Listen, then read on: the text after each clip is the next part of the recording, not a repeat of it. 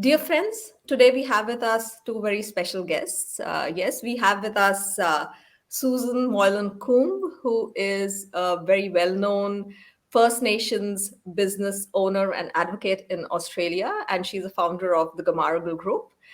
We also have with us Indu Balachandran, who has worked with First Nations communities and businesses for over 20 years, and she is an Atlantic Fellow as well.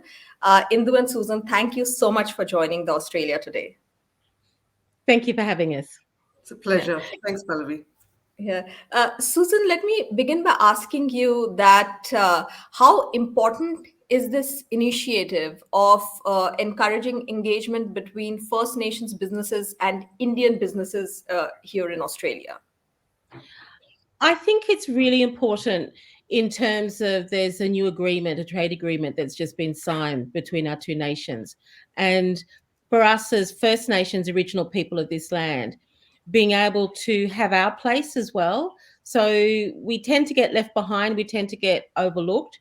And when I started to be engaged with the Australia India Business Council and really wanting to make sure that we were in the conversation and being able to be seen and also have the future opportunities that my advocacy really was to make sure that we were at the table. So it's been an exciting journey. It's been since the beginning of the year I've started to have engagement with the council. So I'm very excited about what the future and potential opportunities there are there for everyone, but in particular making sure that Indigenous peoples of both continents are actually are shown those opportunities and respect as well. Yeah. Indu, if I may ask you, what is the level of awareness on both sides with regards to the potential that this engagement entails? I think it's very nascent. So the reason I joined the Australian Business Council late last year was very much to help AIBC drive this narrative and to drive this engagement. I think the potential is enormous and not only economic. See, I've worked in this with First Nations communities for a long time, and what's really exciting is the way of engagement is particular, and I think there's a real possibility for deep cultural affinity and deep social connections and deep environmental connectivity and incredible economic activity to come out of this. So I think the potential is enormous, and the way that this can happen is, I think, really different and powerful. And so I think that is where I think this engagement will look and feel a little different to possibly what we're used to. And I think it's wonderful that the AIBC is embracing this opportunity. Yeah. And if I were to ask both of you, what are there any specific sectors where you think that this engagement can be strengthened? You know, like earlier on, like any specific sectors where the two groups can work together and increase the engagement? I might jump in into. I think that across the board that there is opportunities and the growth of First Nations businesses and entrepreneurs in Australia has really front in probably the last 8 to 5 years that there is a real strength. What I think could be really beautiful in terms of the connection is through culture and is through expressions of culture, and that can show up in many different areas, such as the textiles and the art and the way in the use of botanicals, and so there could potentially be skincare ranges. There could be it could be tourism, it could be a number of different areas in which, from a cultural perspective, that there is a sharing of what's beautiful about who we are as original people from this continent. But then that cultural exchange between the two continents, I think, gives us an ability to come together and to do things from culture first, which is important to us as Indigenous people, and then whatever opportunities come after that, we've stepped through in our view, the right way to approach things. So the opportunities, and I guess looking at it from, the world's our oyster ultimately, Hmm. at the very first step, it's about stepping into it culturally. Yeah. And Indu, your thoughts on the issue? Oh, I think Susan's nailed it. And, in some ways, um, what I was going to say was um, businesses are an expression of people, right? And Hmm. so when you connect people to people, how do those relationships form? What do you do together to create those bonds? And often, things like textiles, food, art, history, they're a starting point for getting to know each other. But there's certainly no reason why First Nations, Indian and Indian Indigenous businesses can't have enormous influence over the world and interact with each other on infrastructure, um, cybersecurity, education. I mean, there's every sector, even the more traditional, conventional, large sectors Hmm. there's possibility in all of them. Um, and I do think, yeah, I agree with Susan, the how we start, because it's a discovery phase, I feel. Hmm. And discovery phase, I think, is strong when people who are involved find connection with each other and deep and enduring connection that will last.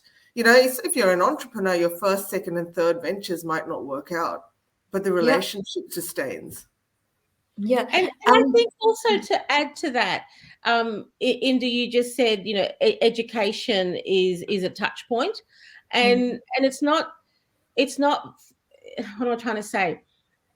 We have the ability to share knowledge Hmm. about different ways of doing business as Indigenous people. So it's not just that we're being included into this bigger, opportunity that is I guess a mainstream way of doing things. That Sure. as original people, as Indigenous people, and our worldview, which is about sustainability, about caring for Mhm. the planet, and our way of original economies and how to do things that care deeply about humans but also country, whether it's India or Australia, it's still about being able to live sustainably on your home ground, that we also have something to offer mainstream. And Yeah. it's such an opportunity if mainstream will actually listen with the intention of hearing, and our practices and our ways of doing business might look different. It doesn't mean that they're wrong. It just Mhm. means that they're different. So how can we also influence mainstream business and ways of engagement and doing things? So it's not just about profit and loss. It's Yeah. it's a different lens in which we see success. Yeah. And I think you made a very relevant point about not just doing business for the sake of profit, but doing it in a sustainable and in an environmentally friendly manner. Yeah. Yeah. And now both of you are going to be co-chairing the Australia India International Business Summit's First Nations and Indigenous Connect program. So just wanted to ask both of you that what are the concrete steps you think can be taken right away to increase this engagement and increase awareness on both sides about the opportunities? Look, I think that you've actually said it. It's about opening up that conversation. So we've had a small journey so far. There have been engagement and touch points already, which has been great. So it's going to inform what Indu and I bring to next week in the summit, and it's allowing First Nations people to know that there are these opportunities, to know that there is this agreement between our two countries, and how we can join into that and play a role, and to also know what future opportunities are, because like I was saying at the beginning, sometimes we're quite invisible in this country, and Mm.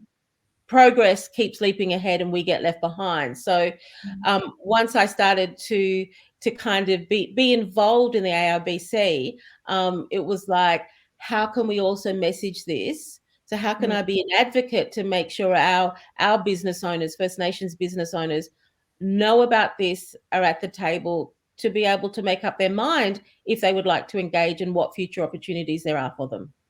And Indu, your thoughts? I think in terms of concrete steps, probably three or four. One is to make Australia-India dialogue visible to Indigenous businesses, which is what we're doing. So through the summit, and then we're having a roundtable a week after, which is being hosted by the New South Wales Indigenous Chamber of Commerce, but it's a national roundtable, is a more deep conversation around what this dialogue is and what First Nations businesses want to know, how they want to engage. So first is to make this visible to First Nations businesses. The second is, I think, to make First Nations businesses and communities visible to Indian businesses and people. And so, to actually spark that, oh, actually, when I do this work, I can actually go and look for, and I know where to find now, a First Nations counterpart who might walk with me or who I might partner with or talk to or, just have a chat to. We might not go anywhere, but I think for Indian businesses to know where to find and talk to and engage with. So that's the first thing. I think once that bilateral awareness and relationship and just knowing of each other is built, I think we can start to very much examine, well, what does business between Aboriginal, Indian communities, people, businesses look like, and start to showcase those collaborations so that, for people wanting to go there, there are some examples, real live examples of what that might look like. And it could be as simple as, we had a luncheon a few weeks ago about, there were a host restaurateur and Auntie Beryl Van Oplu, who's a First Nations caterer. The conversations that happened with them as they jointly catered that event, to me, that was a really fantastic example of what really beautiful, powerful collaboration looks like. And then what the meaning of the food that comes out has a different meaning. So I think starting to put life around what those conversations and collaborations look like is also a really important step. Yeah. And if I were to ask you, currently, what is the level of engagement? I know you said that it's at a nascent stage, but what might be the engagement at this level, and how quickly do we have to act on this for things to start? I think building the foundation, making it strong, inviting the right agencies to the table is important at the beginning. So as Indu was saying, the New South Wales Indigenous Chamber of Commerce, and then there's a national chamber, Supply Nation, Indigenous Business Australia. So there's a whole lot of different organisations, YAPA in New South Wales, that have been set up to support First Nations businesses. And to get that awareness of their agencies that this is what is going on and these are the opportunities, then that will flow down into the membership of those organizations. So to build a strong house that's sustainable, that can sustain, you need to have a strong foundation. So we're still in that foundational stage, and that's exciting. I guess my kind of advice is to take it slow, and for people to be able to just build that relationship and be able to have those conversations, so people truly understand whether it's the history of this nation and how we have showed up in the narrative up till 2022. Then how do we look to the future with everybody understanding where we've come from, and then knowing how we can move forward together. Yeah. And Indu, if I'm sorry, go ahead. Yeah. No, go on. It's fine. Yeah. No, the question was that I guess it's also important to let both sides know that this could have real potential in terms of business. Mm. So how would you pass this message that it beyond everything, there's real business opportunity there? Oh, Yeah. absolutely. And when you asked about what is the state of affairs at the moment, I think the First Nations presence in India has been quite limited to, I suppose, arts and culture, Yeah. um, traveling showcases around India of Bangara or the big names, or some traveling exhibitions of indigenous art or certain forms of culture. So it's quite limited. So I think, therefore, the potential for the economic lens that First Nations people also share. I mean, economy is part of culture. Um, Yeah. there's huge potential, and the First Nations business sector in Australia is one of the fastest growing in Mm. the country, and I think the kind of business that can be uh, done between Indigenous businesses here, and maybe it might not be the conventional players in the Australia business trade sector. And I think that's the real challenge, and that's what excites me, is what are the other voices we can bring in from the Indian side who would be Mm. excited about doing this business and doing it sustainably. So it's, maybe it's the women-led social enterprises in regional and rural communities, right? Maybe it's the those cultural activists that are using textile as a form of storytelling and as a form of enterprise that might have great connectivity with certain enterprises here. Maybe it's the Adivasi communities and the businesses there that are hungering, to make these connections with First Nations businesses. So I think beyond the usual uh, people who are accustomed to, I suppose, the idea of trade, export, investment, international dealings, I think what this also presents is an opportunity to bring players in on both sides that may not be conventionally in this space, which makes the space therefore more vibrant, bigger, more interesting, more innovative, more exciting. So I think that's the possibility as well. Yeah. And Susan, if I may ask you, what is the awareness about India in First Nations businesses, and how does it compare to, say, some other countries? Um, I guess I can't speak for everybody, but I think that there is very little awareness. Mm. There, of course, through tourism, with Indian tourists that are coming to Australia that are able to engage in First Nations tourism offering, and that's growing. So there's a huge awareness around the economics of the tourist dollar. I've been to India. I've always had a fascination. My partner has spent 20 years in the Himalayas, and in particular in Darjeeling. And I think that given this bilateral agreement, Mm. that the opportunities will excite, and Mm. there will be a curiosity, and I think people will want to know about India. And my little story about being in India as a First Nations woman, I remember standing in Connaught Place and having this absolute light bulb moment of, everyone looks like me, everyone's dark skinned, and it was this moment where my heart just sang, because people look like me, and I wasn't a minority, I was actually in the majority. And that's such a different experience for me back in Australia. I'm a minority here, and so people look at me sometimes, and it's not kind, because of the color of my skin.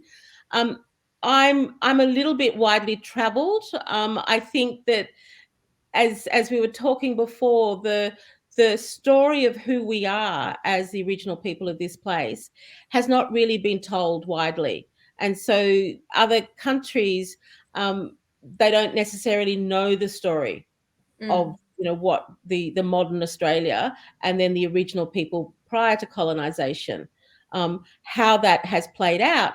And I do know, in terms of a sense of understanding and the curiosity, and the reconciliation perspective, Germany is huge. Like, Yeah. the German people really have been doing their homework, so to speak, and wanting to follow that narrative of why this has happened and how does the reconciliation movement actually change things.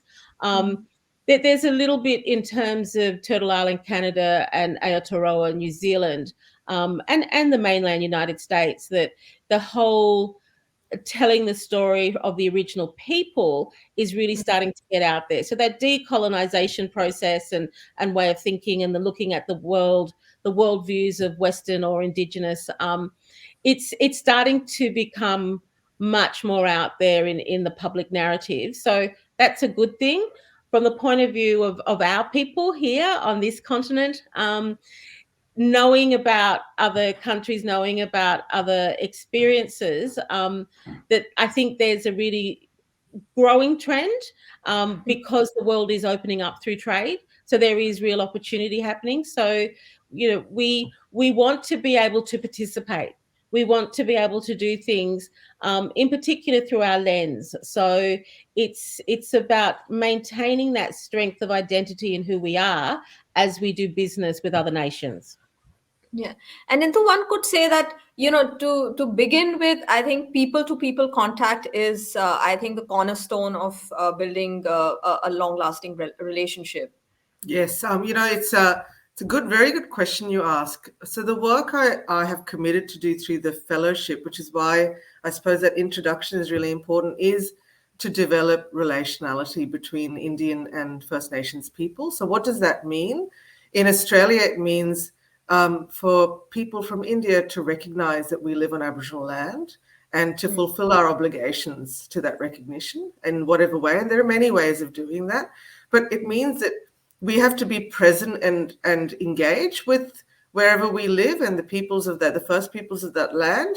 And I think also beyond that, it's I think to open Indianness to First Nations people here, because it's who we are, it's where we come from. I'm really grateful that I have that cultural background and that cultural history, and personally, I have my Aboriginal friends are engaged by that, just like I'm engaged by their stories of their histories and culture and their communities. So I think if we open up that Indianness to First Nations people here, my vision is that the Indian community actually can lead the way on what relationality and kind of lawful relationship between migrants, First People, business, cultural, social can look like. And it's a celebration. It's actually a celebration of coming together, right? That's what it is. And coming together respectfully and knowingly and truthfully. And out of that can only come good things.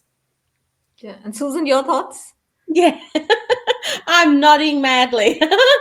Oh, look, I absolutely agree. And I think that, moving forward, if we do establish those foundational relationships and be able to just have conversations around what our aspirations are, both, First Nations, Australians and Indian, Adivasi, whether people are living over in India or here in Australia, everything comes down to the way we treat each other and how we have that relationship.